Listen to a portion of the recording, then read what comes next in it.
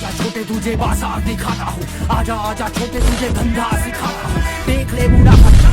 हे hello one, कैसे आप सभी लोग। दोस्तों आज का वीडियो भी काफी ज्यादा इंपॉर्टेंट है, इसलिए इस वीडियो को मैं दो पार्ट के अंदर बना रहा हूं। पार्ट वन के अंदर हम डिस्कस करेंगे मार्केट की न्यूज अपडेट्स और बिटकॉइन के बारे में, एंड देन पार्ट टू के अंदर आज हम डिस्कस करने वाले हैं। अच्छा, काफी लोग नए हैं तो उनको नहीं पता कि ये पार्ट टू क्या है। पार्ट टू के नाम से मैंने एक सीरीज निकाली, पूरी प्लेलिस्ट आपको मेरे चैनल पर मिल जाएगी, जिसके अंदर हम बिल्कुल यूनिक कुछ डिफरेंट टॉपिक्स के ऊपर डिस्कशन करते हैं, एजुकेशनल टॉपिक के बारे में डिस्कशन करते हैं, जिससे कि पूरी कम्युनिटी को कुछ ना कुछ अच्छी नॉलेज मिले। तो आज का जो पार्ट टू का टॉपिक है ना, वो है भैया बर्निंग से जुड़े हुए घोटाले या फिर काफी मिसकंसेप्शन। कल मैं आप ही में से एक छोटे बड़े भाई है, मेरे सब्सक्राइबर है, जिनके साथ मैं कल डिस्कशन कर रहा था मार्केट के बारे में, तो उन्होंने मुझसे ये पूछा कि भैया 16 तारीख को बेबी डोज वालों ने एक ट्वीट करा था। मैं बेबी डोज के बारे में कुछ नहीं बोल रहा हूं। उन्होंने ट्वीट करा कि Burns do not make a project success, not does supply. कितना मैं इससे एग्री करता हूं वो आपको समझाऊंगा। और काफी लोगों को अभी तक भी डिमांड एंड सप्लाई के बारे में सही से नहीं पता। उनको लगता है कि अगर किसी कोइन की प्राइस 99% बर्न कर दी जाए या फिर 50% बर्न कर दी जाए तो इससे कोइन की प्राइस पंप हो जाएगी। काफी लोगों के मन में यही मिसकंसेप्शन है, इसको दूर करूंगा। और क्यों अति बर्निंग भी एक प्रोजेक्ट को ले डूब सकती है, उसके लिए हानिकारक हो सकती है, वो भी समझाऊंगा। काफी इंटरेस्टिंग टॉपिक है, तो पूरा वीडियो को देखना। सीधा वीडियो को शुरू करते हैं। टेलीग्राम को ज्वाइन कर लेना। मार्केट की जितनी भी इमरजेंसी अपडेट होगी ना, वो सबसे पहले मैं टेलीग्राम पर ही आपके साथ शेयर करूंगा, वो भी सुपर फास्ट तरीके से कंपेयर कर लेना, ठीक है। तो लिंक आपको वीडियो की डिस्क्रिप्शन बॉक्स में मिल जाएगा। टेलीग्राम को मस्ट ज्वाइन करना।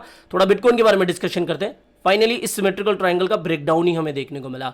देखो, बियर मार्केट में इस समय ब्रेकडाउन की पॉसिबिलिटी काफी कॉइंस में आपको बहुत ज्यादा देखने को मिल रही होगी। और जैसा हमने लास्ट वीडियो में डिस्कशन करा था, सीधा सीधा कुछ नहीं होता। सीधा सीधा मैंने भी आपको नहीं बताया था, क्योंकि सिमेट्रिकल ट्रायंगल दोनों ही तरफ जा सकता है, ब्रेकआउट या फिर ब्रेकडाउन। लेकिन वॉल्यूम इतनी नहीं थी, वीकेंड था, एक छोटी सी नेगेटिव अपडेट भी इसका ब्रेकडाउन करा दी कि ये हमने सीधे तौर पर डिस्कशन करा था। छोटी सी बैड न्यूज अपडेट क्या आई थी वो तो आगे वीडियो में बताऊं दूंगा।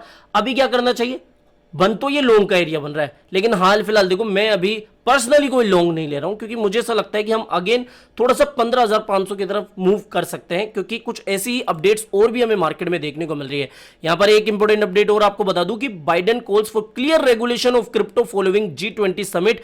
FTX कोलैब के बाद में भैया उन्होंने सीरियसली क्रिप्टो रेगुलेशन के ऊपर अब आह्वान करा है कि भैया देखो, व्हाइट हाउस ने भी बोला है और पहले भी हमें ये अपडेट्स देखने को मिल चुकी है कि भैया व्हाइट हाउस ने ये सीधा सीधा कहा है कि जल्दी से जल्दी हम क्रिप्टो रेगुलेशन वगैरह ला रहे हैं। तो यहां पर Biden's White House has called for stronger regulatory control over Bitcoin and other cryptocurrencies। तो G20 के बाद में काफी कंट्रियां क्रिप्टो के बारे में, रेगुलेशन के बारे में चर्चा कर चुकी है। तो भैया देखो, जल्द से जल्द आपको शायद यूएस में क्रिप्टो रेगुलेशन देखने को मिल जाए। अब देखो, ये तो बहुत दिनों से मैं देखता आ रहा हूं, मेरे एक्सपीरियंस में तो 1 साल से मैं ये सारी चीजें देखता आ रहा हूं। अब आएगा, जितनी जल्दी आ जाएगा उतनी जल्दी आ जाएगा, फलाना ढिमका, लेकिन आता नहीं है रेगुलेशन। लेकिन जब से FTX कोलैब हुआ है ना, तब से यूएस की गवर्नमेंट भी और भी ज्यादा सीरियस हो चुकी है। अब देखते हैं कि भैया कब तक ये रेगुलेशन वगैरह आएगा। क्रिटिकल कॉल बाइडेन की तरफ से दिया गया है, ठीक है। अगली अपडेट की बात करें तो कल देखो, मैंने ईथर के बारे में आपको शाम को अपडेट कर दी थी, यानी कि इवनिंग अपडेट में मैंने सेकंड चैनल पर आपको बताया था। एक बार इसको सुन लो आप। वाला जो लेवल है ना, ये इसके लिए काफी इंपॉर्टेंट है। 1186 का डिसेंडिंग ट्रायंगल बन रहा है। अगर इस तरीके का मूवमेंट अगर देखने को मिल गया यहां पर, अगर ये रीटेस्ट करने के लिए दोबारा आ जाता है ना, तो एक तगड़ा भैया इसमें भी देखो, टेक्निकली में बात कल हमने डिस्कशन करा था कि भैया देखो, FTX हैकर ने जो इथेरियम चुराए थे ना FTX से, वो अभी धीरे धीरे उसको सेल करना शुरू कर दिया है, यानी कि अपनी जो ईथर की होल्डिंग है उसको निकालना शुरू कर दिया है, जिसकी वजह से ईथर में एक काफी हैवी करेक्शन हमें देखने को मिल सकता है। कितना मक्खन तरीके से यहां पर रिटेस्ट हुआ, एग्जैक्टली 1186 का जो हमारा लेवल था ना, जो कि हम डिस्कस कर रहे थे, इसी लेवल से रिटेस्ट करने के बाद में यहां पर हमें करेक्शन देखने को मिल रहा है। और अभी आप टारगेट की बात करोगे तो मेरे अकॉर्डिंग 1073 के आसपास का अभी इसका एक इंपॉर्टेंट सपोर्ट बन रहा है, जहां पर थोड़ी बहुत इथेरियम जो है संभल सकती है, ठीक है। तो यहां पर सीधी बात मैंने आपको बता दी कि ये भी मार्केट के लिए एक नेगेटिव बात है कि भैया FTX का जो हैकर था, जो गुंडा था, डाकू था, वो अभी इथेरियम को निकाल रहा है। इसके अलावा सोनम SNM वापस से, अच्छा ये सोनम से मुझे याद आया, वो एक मीम काफी वायरल हुआ था ना, या फिर आपने देखा होगा 10 के नोट पर सोनम गुप्ता बेवफा है, कुछ इसी तरीके का सिनेरियो अभी देखने को मिल रहा है। 8000% पंप होने के बाद में लगभग 90 से 92% के आसपास ये क्रैश हो चुका है। साफ साफ कल ही पता लग गया था, कल ही समझा दिया था कि भैया मैनिपुलेशन चल रहा है, कोई अपडेट वगैरह की वजह से ऐसा नहीं हुआ है। अच्छा, पंप एंड डंप इतनी भारी मात्रा में हुआ है, और ये कॉइन बाइनेंस के ऊपर लिस्टेड है, बाइनेंस के ऊपर काफी पहले ये लिस्टेड हो चुका था। इतने बड़े पंप एंड डंप के बाद में बाइनेंस का कुछ जवाब नहीं आता है, तो ये एक चिंताजनक बात है, या फिर थोड़ी सोचने वाली बात है कि भैया इतना साफ साफ मैनिपुलेशन हुआ है पंप एंड डंप, और फिर भी बाइनेंस इसके ऊपर कुछ प्रतिक्रिया नहीं कर रहा, तो ये एक सोचने वाली बात है। अच्छा, बाइनेंस से ही याद आया, सीजे बाइनेंस ने क्या कहा है वो भी मैं आपको बता देता हूं। To be honest, I don't think India is very crypto friendly environment. जैसा मैंने आपको लास्ट अपडेट में बता ही दिया था कि ये पहले ही कह चुके हैं कि बाइनेंस का इंडिया के ऊपर अभी कोई फोकस नहीं है कि भैया हम बाइनेंस को इंडिया में इतना ग्रो कराएंगे या फिर स्पेशल प्लान्स वगैरह है। तो लास्ट वीडियो में मैंने भी क्लियर कर दिया था कि भैया बाइनेंस का कोई स्पेशल प्लान नहीं है, या फिर कोई भी किसी भी तरीके से वो इंडिया में अपने आप को फैलाने के लिए प्लान नहीं बना रहा है, क्योंकि इंडिया में अभी क्रिप्टो फ्रेंडली इन्वायरमेंट ना तो मुझे ना सीजे को देखने को मिल रहा है, ना ही आपको देखने को मिल रहा है। उल्टा जितना टैक्सेशन, जितनी अपडेट्स, और अभी आपको ये जो न्यूज़पेपर वगैरह की कहानियां देखने को मिल रही होगी ना, कल संडे था, संडे के दिन क्रिप्टो की तबाही से भारत अलर्ट। भैया 10-12 सालों से क्रिप्टो तबाही होता जा रहा है न्यूज़पेपर्स के अकॉर्डिंग, तो इतना भी इनको सीरियस मत लेना ना कि भैया न्यूज़पेपर में आ गई, देखो अलर्ट दे रहा है वगैरह वगैरह। तो हाँ, ये मैं मानता हूं कि भैया क्रिप्टो का सबसे गंदा समय इस समय चल रहा है, ठीक है, गंदा समय इस समय चल रहा है, और इस गंदे समय में जो टिक गया ना, आगे क्या होगा वो आपको खुद को पता है। तो यहां पर बाइनेंस ने ये कहा है कि भैया क्रिप्टो फ्रेंडली इन्वायरमेंट अभी इंडिया में नहीं देख रहे, इसलिए कोई प्लान वगैरह हम नहीं बना रहे। सीजे की तरफ से ये स्टेटमेंट आया है। अगली अपडेट की बात करें जो कि थोड़ी सी सीरियस है, ये भी चिंताजनक है, ग्रे स्केल। अच्छा, ग्रे स्केल के बारे में मैंने आपको बताया था ना कि जो डिजिटल करेंसी ग्रुप है, डीसीजी जो है ना, वो इन सभी कंपनियों को, इन सभी फर्म को ओन करती है। जेनेसिस भी आता है, ग्रे स्केल भी आता है, कॉइनडेस्क भी आता है, फाउंड्री भी आता है। तो जो ग्रे स्केल है, जीबीटीसी ट्रस्ट वगैरह के बारे में मैंने काफी अपडेट्स दी है। तो ये जो ग्रे स्केल है ना, जो कि इंस्टीट्यूशनल इन्वेस्टर्स के पैसे को देखता देखता है, ठीक है, इनके शेयर वगैरह भी है, आगे वीडियो में बताऊंगा। तो यहां पर इन्होंने देखो साफ साफ बोल दिया कि भैया ना, हम अपना कोई प्रूफ ऑफ रिजर्व नहीं दे रहे, दुनिया चाहे बताए ना बताए, हम तो नहीं बताने वाले हैं।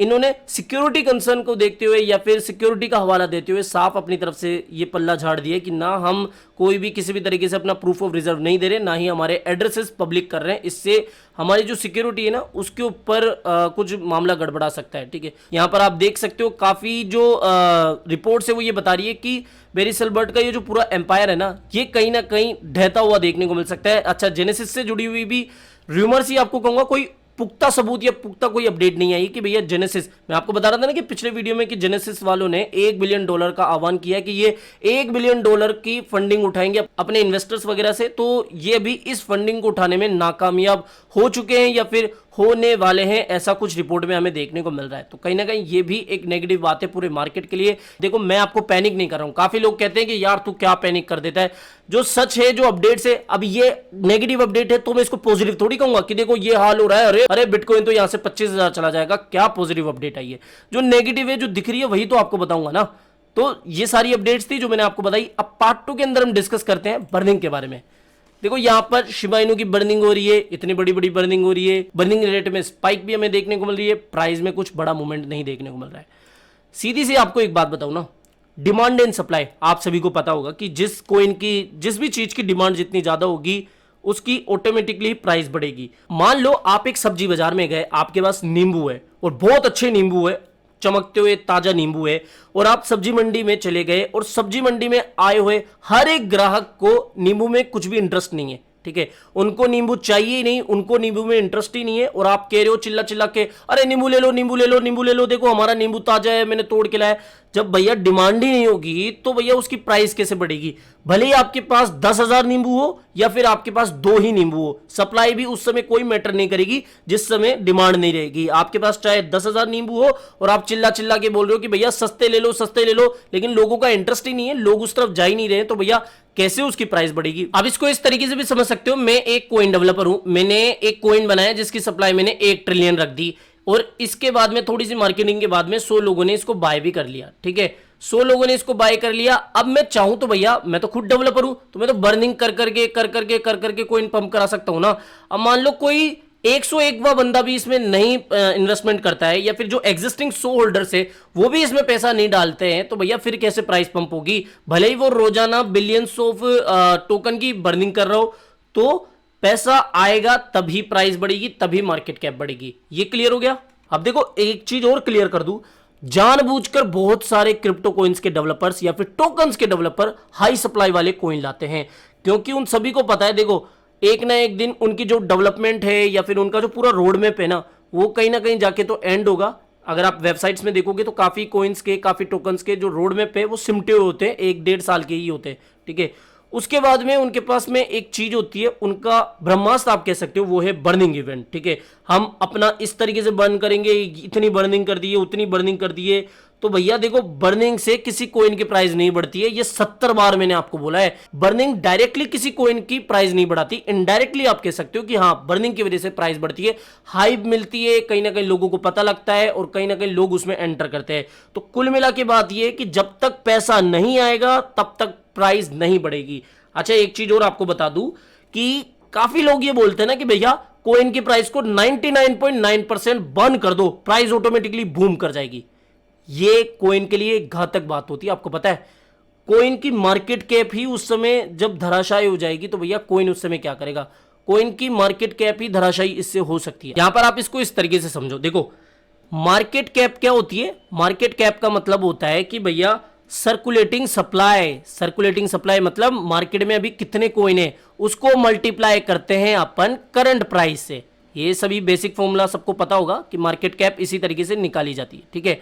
अब अगर मान लो कि सर्कुलेटिंग सप्लाई में जितने भी कोइन है, ठीक है, मान लो 10,000 कोइन है। अब अगर मान लो इन 10,000 कोइंस को, 10,000 तो बहुत छोटा नंबर हो गया, 10 लाख या फिर 5 लाख, 10 लाख, 20 लाख, इन कोइंस की अगर बहुत बड़ी क्वांटिटी को बर्न कर दिया जाए तो भैया जो लोग नए बाय करने आएंगे ना, या फिर जो नए लोग पैसा डालने आएंगे, जो मार्केट कैप बढ़ाएंगे, वो तो भैया उन कोइंस को ज्यादा बाय ही नहीं कर पाएंगे, ज्यादा पैसा ही नहीं डाल पाएंगे, तो मार्केट कैपिटलाइजेशन इससे ज्यादा बढ़ेगी कैसे?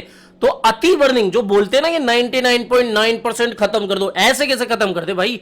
मजाक की क्या? मार्केट कैप भी तो बढ़ानी है। जब लोग नया पैसा डालेंगे तभी तो उन पुराने होल्डर्स का जो पैसा पुराना डाला हुआ है वो बढ़ेगा, वो पंप करेगा। तो ये बात होती है। तो इन शॉर्ट आप तो ये समझ लो कि अति से भी अति बर्निंग से कोइन की मार्केट कैप घटेगी ही, ना कि बढ़ेगी, ठीक है। कोइन ही नहीं रहेंगे तो भैया नए लोग फिर खरीद कैसे पाएंगे, पैसा कैसे आ पाएगा? हाँ, ये मैं मानता हूं कि डिमांड एंड सप्लाई काम करती है, जितना बर्न होगा उतना अच्छा होगा, लेकिन अति बर्निंग की बात कुछ भी इस तरीके से कह देना कि 99.9% कोइन बर्न कर दो, वो इलॉजिकल बात होगी, वो कहीं ना कहीं बेकार बात होगी, ठीक है। कोई रॉकेट साइंस इसमें नहीं है, कोई ज्यादा आपको घुमा फिरा की बात मैंने नहीं कही, ना ही आपको नंबर्स में कंफ्यूज कर दिया कि भैया इस तरीके से कैलकुलेशन करो तो वगैरह वगैरह ये आ जाएगा। सिंपल सी बात कि जब तक डिमांड नहीं होगी, जब तक नए लोग पैसा नहीं डालेंगे, आप कोइंस को बर्न करते रहो, कुछ नहीं होने वाला, ठीक है। अगर इसमें मैंने कुछ मिस्टेक करी हो, अगर आपको लगता है कि भैया यहां पर आप गलत हो, तो पोलाइटली आप मुझे बता सकते हो कि भैया इस जगह पे आप रॉन्ग हो, ठीक है, या फिर एक लॉजिकल कमेंट आप करके बताना। तो आई होप दोस्तों ये वीडियो आपको पसंद आया होगा। तो वीडियो पसंद आया हो तो डेफिनेटली वीडियो को लाइक करना, चैनल आप ही का काम कर दो, चैनल को सब्सक्राइब करके रख लेना है। मिलते हैं जल्दी नई अपडेट के साथ। टिल देन जय हिंद, जय भारत।